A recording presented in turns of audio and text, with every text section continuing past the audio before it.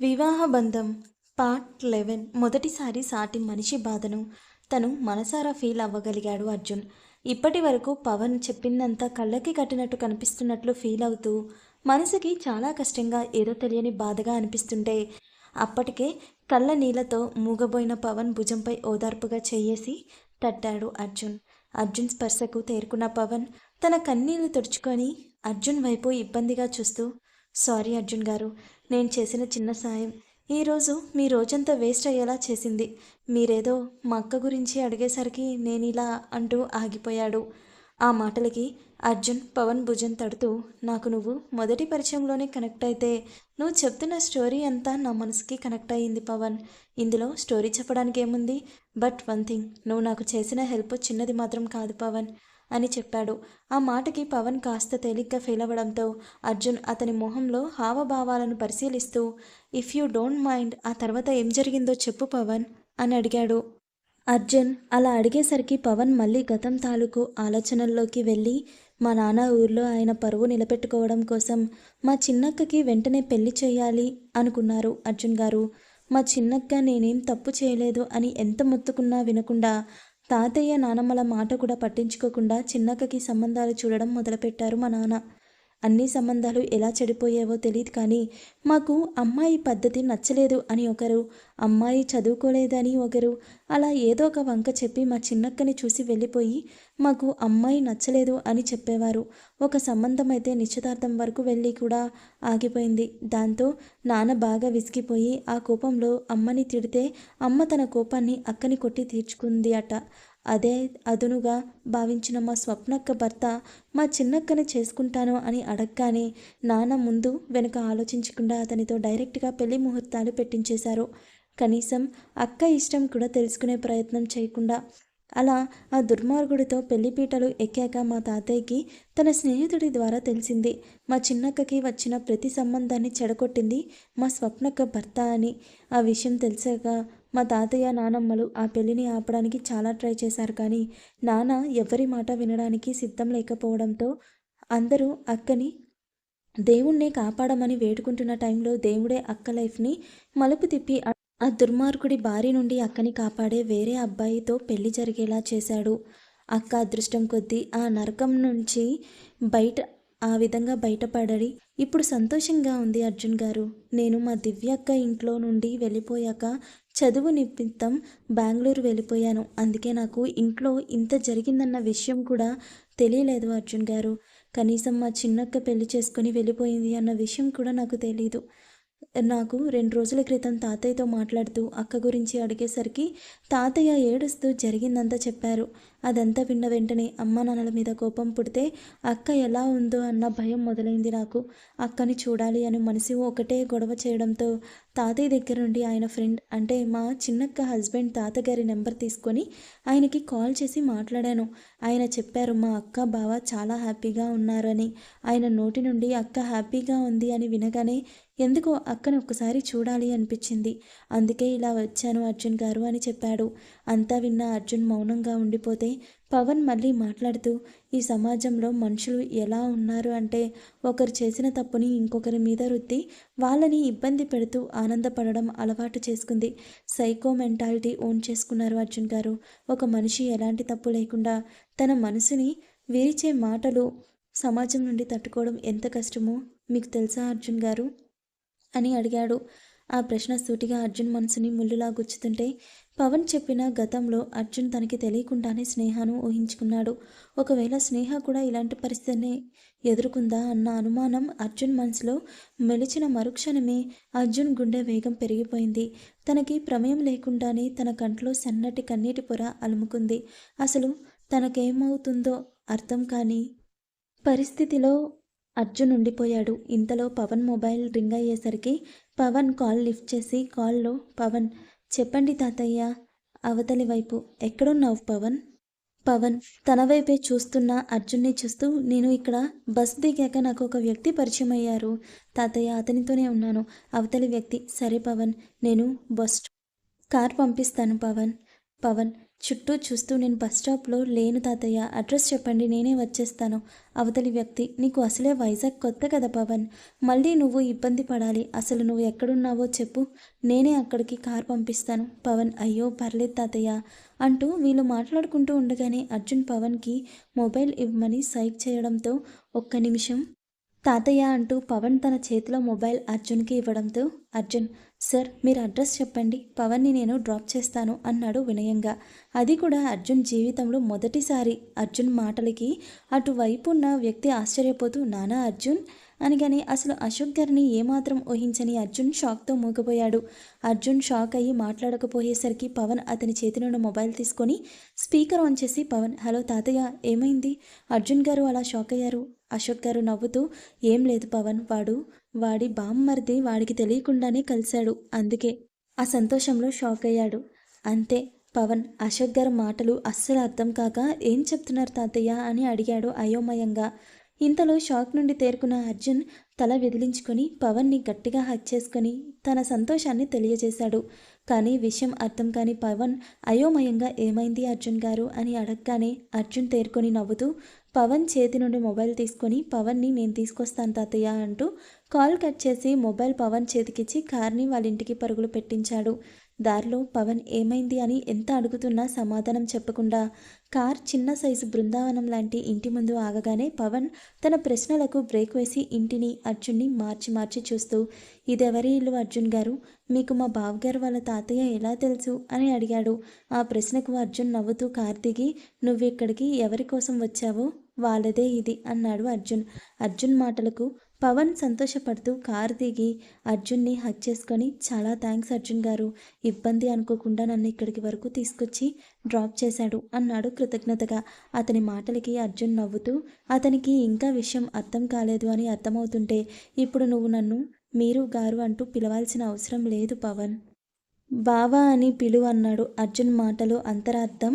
కాసేపటి క్రితం అశోక్ గారి మాటలు ఇప్పుడు పవన్ బుర్రలో వీక్గా ఉన్న లైట్ వెలిగేలా చేసేసరికి ఆశ్చర్యంగా, అంటే మీరు మా చిన్నక్క భర్తనా అని అడిగాడు. ఆ ప్రశ్నకు అర్జున్ ఎలాంటి సమాధానం ఇవ్వలేక నవ్వేసరికి పవన్ సంతోషపడుతూ, నేను ఎవరో తెలియకపోయినా నాకు హెల్ప్ చేయాలనుకున్న మంచి మనసు మీది. మీలాంటి వారు భర్తగా దొరకడం మా అక్క అదృష్టం. ఇన్నాళ్ళు అక్క అనుభవించిన నరకం నిజంగా మీ ప్రేమతో మరిపించుంటారు. అక్కని సంతోషంగా చూడాలి అన్న నా కోరిక ఇప్పుడు మీ వల్ల నెరవేరబోతుంది అంటూ కన్నీళ్లతో నవ్వుతూ అర్జున్ని హక్ చేసుకొని ఉండిపోయాడు.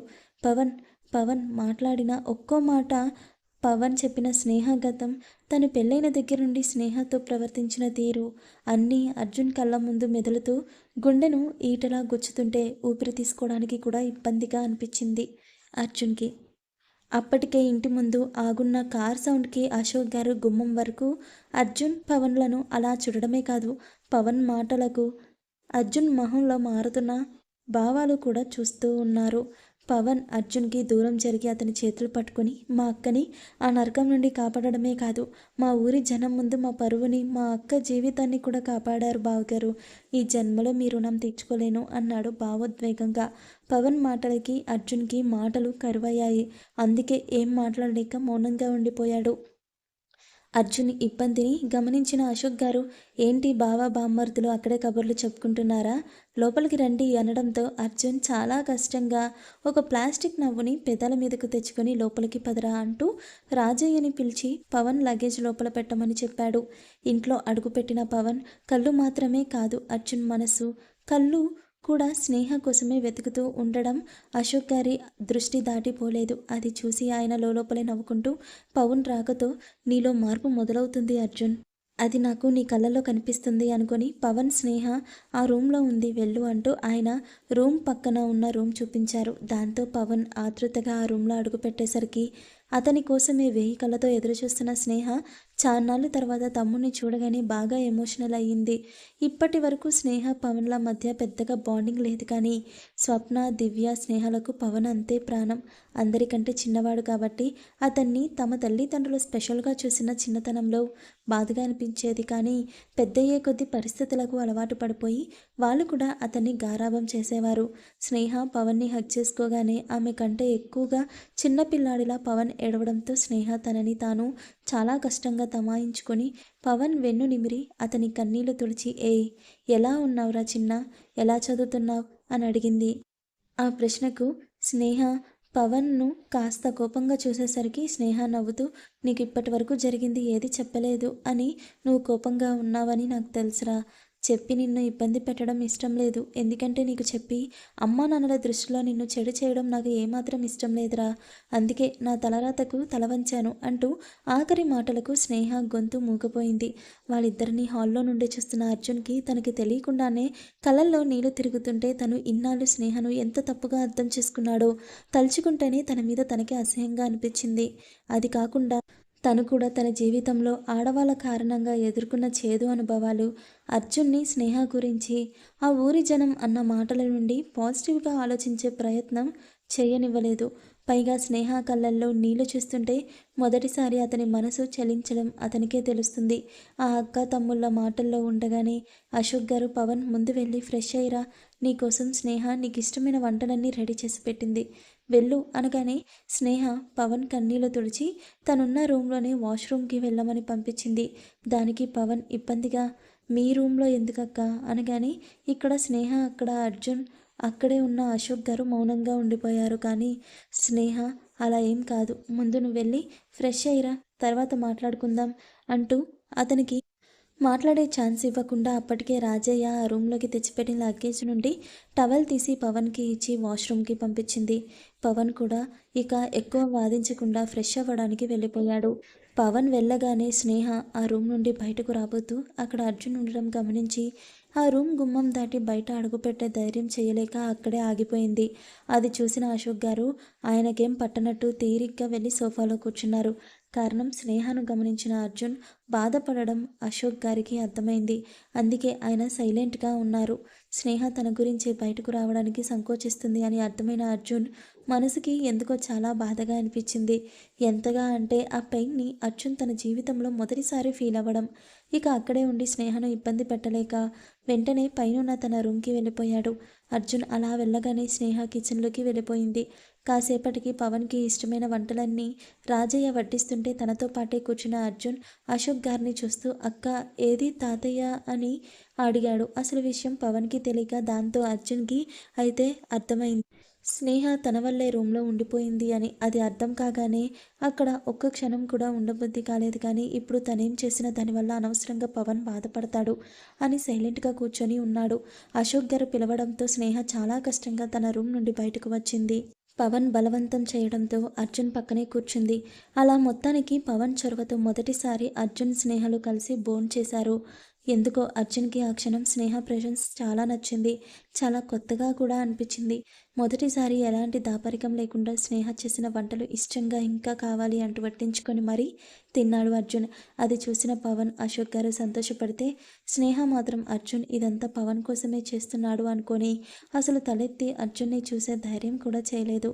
లంచ్ అయ్యాక స్నేహ తన రూమ్లోకి వెళ్తే ఆమె వెనకే అక్కడికే వెళ్ళిన పవన్ని తన దగ్గర కూర్చోపెట్టుకొని ఈ పెళ్లి అర్జున్, అశోక్ గారు ఇచ్చిన మాట కోసం చేసుకున్నాడు అని తనని తాను యాక్సెప్ట్ చేయడానికి ఇంకా టైం పడుతుంది.